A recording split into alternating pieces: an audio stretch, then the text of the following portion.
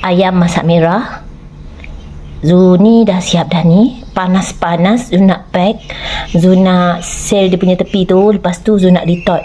Ni untuk anak yang belajar jauh ni. Cakap nak makan. Jadi Zu akan post lah nanti. Lepas tu yang sebelah ni anak Zu tu nak juga sambal belacan. Okay, so Zu buat sambal belacan macam ni lah. Yang ini yang tahan lama punya. Zu nak retort juga. Masukkan dalam plastik yang untuk retort ni. Plastik retort ni macam ni nombor dia. Okay, dapatkan di kedai plastik lah. Tanyalah kat kedai tu plastik untuk retort.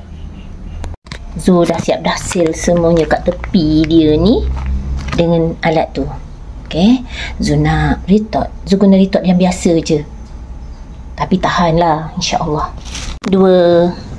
Dua cara retort. Yang pertama boleh guna periuk pressure cooker tu. Yang kedua boleh guna kukusan biasa. Yang pastinya nak tahan lama, dia kena kebersihan tu kena jaga. Kalau nak yang 2 tahun tu gunalah retort yang periuk pressure cooker tu. Yang ni 2-3 bulan, 6 bulan 7 bulan bolehlah tahan, insyaAllah.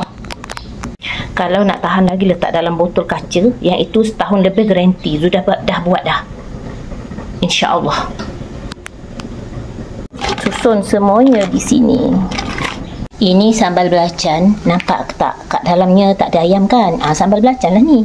Yang ni Zu nak retort juga ni. Yang ni tahan lama ni. Ni kalau tak retort pun dalam peti tu lama-lama lah, kalau tak dalam peti ais. Tapi kalau tak kat luar, seminggu boleh. Kalau tak retort, seminggu boleh. Lepas tu kalau retort tu memang tahan lama lah, insyaAllah. Okay, Zu nak retort sekali lah dengan ni. Nak cepat ni, Zu nak pergi post. Okay, semua dah ready dah. Dah panaskan dulu air tu biar didih dulu. Letak. Lepas tu tunggulah. Dah masa 30 minit.